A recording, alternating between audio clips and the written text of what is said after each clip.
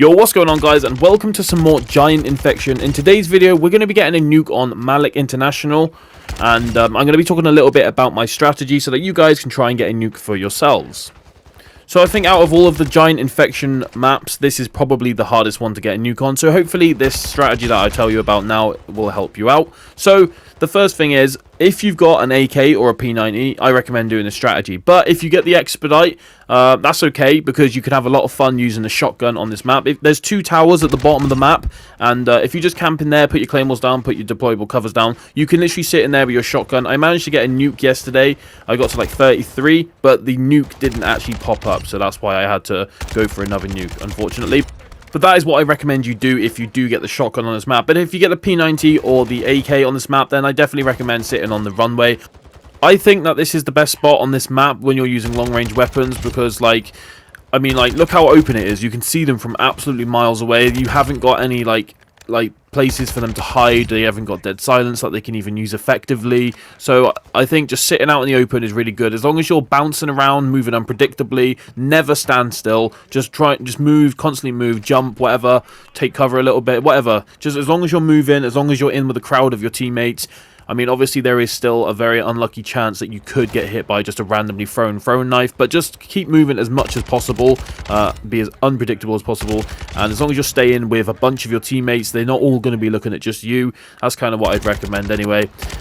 Like right now, it's not really, they're not really focusing on like a certain group of us. Like there's a bunch of us to the left of the runway, there's a bunch of us down there, so this was like a lot easier for me just because like my teammates were scattered all down the runway, so these infected were kind of like running all over the place. If my teammates were in just one section of the runway, it would be a little bit more difficult, because that would mean all the infected would be charging towards us, throwing their throwing knives in our direction. But luckily, because like my teammates were scattered around, the throwing knives, like, we weren't getting throwing knives as much, if you know what I mean. This is one of them spots where like quite a lot of your team are going to be, so you kind of have to be like a little bit further up the battlefield than your team. Like obviously you see on my radar there, a lot of my teammates are just sitting back and chilling. I'm trying to get out in front so I can get all the kills first. If you're trying to go for a nuke and you're basically competing with your teammates to get the kills, you want to try and make sure you're a little bit far out so that you can get as many kills as possible. In a minute I start to rotate over to that wall over there, and I do that because I know the spawn where I'm aiming there, they're all coming from there. So if I go to this wall over here, then I can get a little bit of a better angle on all the enemies coming towards me, rather than sitting back and missing loads of shots from far away.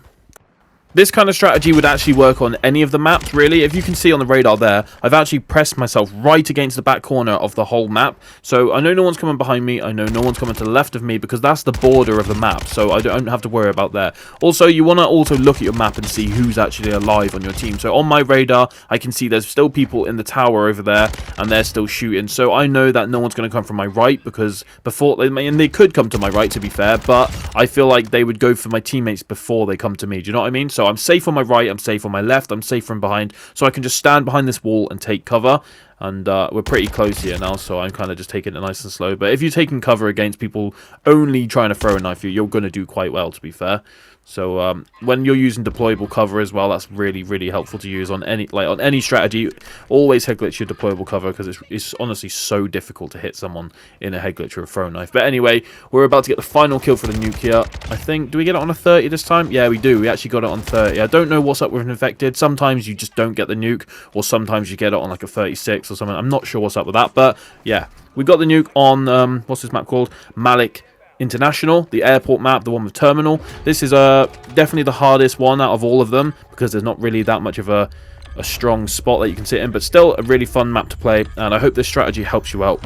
And leave a like on the video if you enjoyed it, and I will catch you guys in the next one. Peace.